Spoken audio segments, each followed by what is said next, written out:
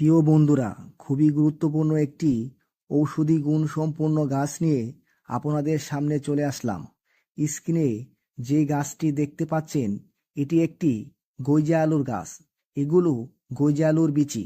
যাদের টাইমিং খুবই কম, তাদের জন্য এই গাছটি খুবই গুরুত্বপূর্ণ ভূমিকা পালন করতে পারে।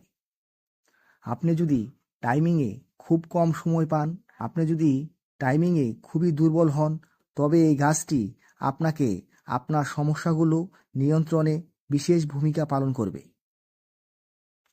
আপনাকে কিছু নিয়ম মেনটেন করে এই গাছের বীজগুলো খেতে হবে।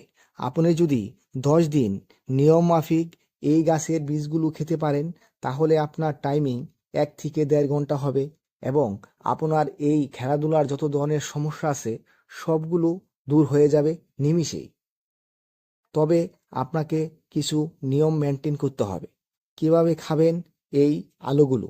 প্রথমে এই গইজা আলুর বীজগুলো রোদে ভালোভাবে শুকাতে হবে এবং রোদে ভালোভাবে শুকিয়ে গেলে এই বীজগুলো ব্লেন্ডারে ফাঁকি করে আপনাকে পাউডার তৈরি করতে হবে এবং প্রতিদিন রাতে ঘুমানোর আগে 1 গ্লাস কুসুম গরম দুধের সাথে 1 চামচ গইজা আলুর বিচির পাউডার ভালোভাবে মিশিয়ে আপনাকে সেবন করতে হবে।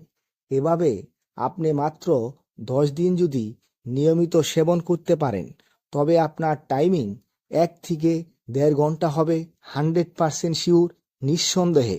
এতে কোনো ভুল নেই। একজন পুরুষের যে ধরনের ভিটামিন প্রয়োজন, সব ধরনের ভিটামিন এই গইজা আলুর বীজের মধ্যে আছে। এটি একটি খুবই মহামূল্যবান একটি ঔষধি বীজ।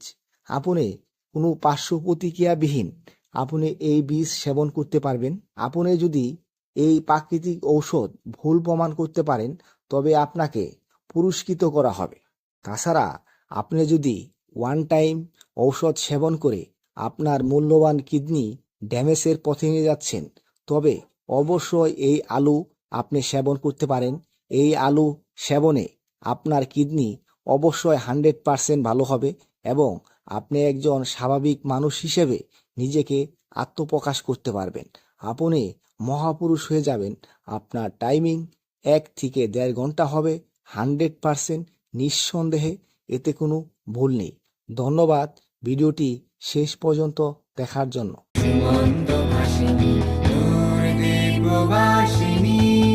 চিনি তোমারে চিনি, দারু চিনির দেশে তুমি বিদেশিনী গো।